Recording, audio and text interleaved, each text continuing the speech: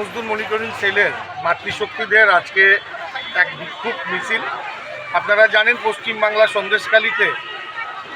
মা বোনদের উপর যেভাবে বর্বরচিত যে ঘটনা ঘটেছেন তার প্রতিবাদে আজকে আমাদের পশ্চিম জেলার যারা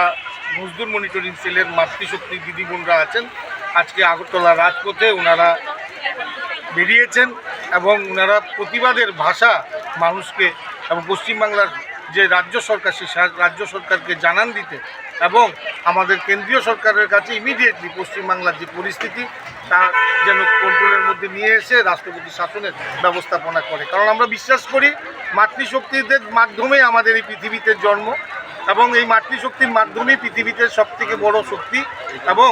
এই রাজ্যের যারা আমাদের মাতৃশক্তিরা আছেন ওনারা আজকে এই প্রতিবাদের গর্জে উঠেছে আগরতলা রাজপথে এবং আমরা চাই যারা দোষী যারা